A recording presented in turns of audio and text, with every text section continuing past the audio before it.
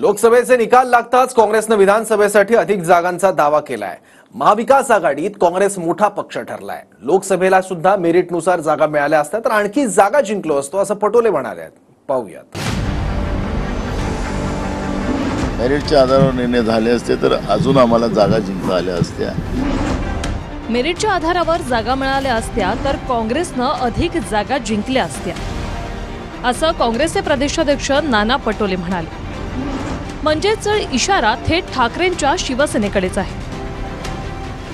लोकसभा निवडणुकीत महाविकास आघाडी आणि महाराष्ट्रातही काँग्रेसच मोठा पक्ष ठरला।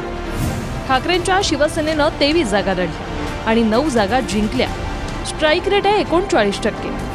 काँग्रेसनं 15 जागा लढल्या आणि 13 जागा जिंकल्या। काँग्रेसचा स्ट्राईक रेट आहे 86%। शरद पवारांच्या राष्ट्रवादीनं 10 जागा लढल्या आणि 8 जागा जिंकल्या। पवारांचा स्ट्राईक रेट आहे 80%। म्हणजेच 15हून अधिक जागा मिळाल्या असत्या तर काँग्रेसचा आकडा 13हून अधिक असता असं पटोले म्हणतात। आमची भूमिका आज पण आहे, लोकसभेच्या निवडणुकीमध्ये होती की मेरिटच्या आधारावर निर्णय व्हावे। मेरिटच्या आधारावर निर्णय झाले असते तर अजून आम्हाला जागा जिंकता आल्या असत्या। त्यामुळे मला असं वाटतं की आम्ही मोठा भाऊ हा विषय नाही आहे। विषय असा आहे की आपल्याला बीजेपी महाराष्ट्रात मुक्त करायची आहे आणि त्यासाठी ज्या ज्या पक्षाचं बळ ज्या ज्या भागात असेल त्या त्या पक्षाला त्या जागा मिळाव्यात एवढीच आमची प्रामाणिक इच्छा आहे। त्याच्यामुळे मोठा भाऊ आणि लहान भाऊ हा विषय होऊ शकत। विक्रम, आ तो गए, जाओगे कैसे? बड़े आराम से। ये देश हेलो, मैं आ रहा हूँ और हाँ, भगा कर ले जाऊंगा। सिक्योरिटी! भैया, भाग गई, पकड़ो उनको। हेलो, बोला था ना, भगा कर ले जाऊंगा। विक्रम! एक हिंट तो देते? हिंट? बड़े आराम से।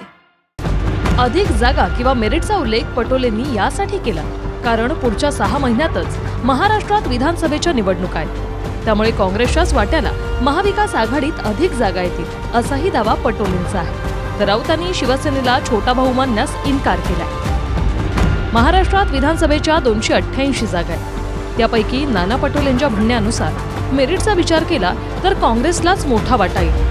त्यानंतर शरद पवारांच्या राष्ट्रवादीला अधिक वाटा मिळेल आणि तिसऱ्या क्रमांकावर ठाकरेंची शिवसेना राहील। इथे कोणी लहान आणि मोठा भाऊ नाहीये। हा विषय एकदा भारतीय जनता पक्षानं काढला होता।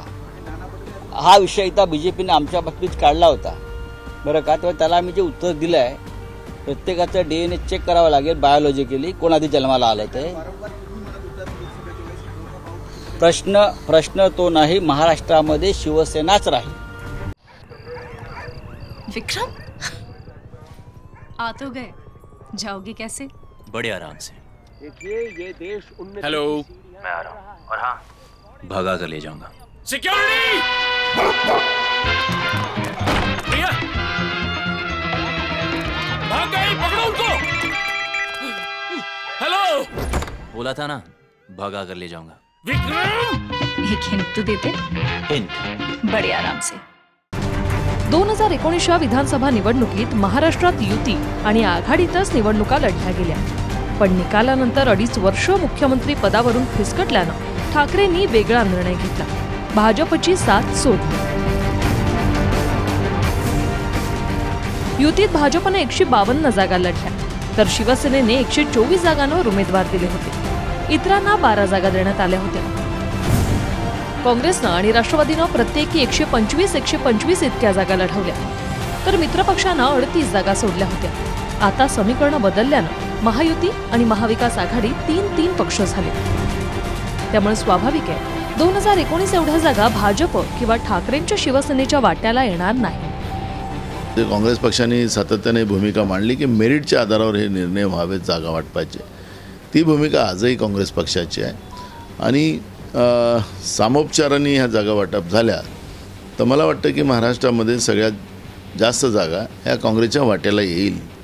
म्हणून मी आकडा नाही सांगितला तर किती जागा येतील पण सगळ्यात जास्त जागा, कारण की महाराष्ट्रामध्ये काँग्रेसला मानणारा मोठा वर्ग आहे त्यामुळे जागा जास्त मिळाव्यात असं आमचं मत आहे। इथे कोणी लहान आणि मोठा भाऊ नाहीये। काँग्रेससमोर तसं संकट नव्हतं. त्यांचं चिन्ह, त्यांचा पक्ष हा तेथेच होता. आम्ही सगळ्यांनी महाराष्ट्रामध्ये प्रत्येकाला एकमेकांना मदत केलेली आहे. अजून त्यांचं सरकार बनायचं आहे. आम्हाला बसू द्या ना.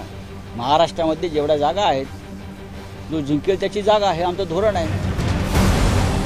लोकसभा निवडणुकीत काँग्रेस महाराष्ट्रात 1 वरून 13 वर पोहोचली. सांगलीत अपक्ष विशाल पाटलांना स्थानिक काँग्रेसनं निवडून आणलं. आता काँग्रेसचा आकडा 14 झाला. त्यामुळे विधानसभेला अधिक जागांचा दावा पटोलेंनी आतापासूनच ठोकलाय. Bureau report, TV9 Marathi.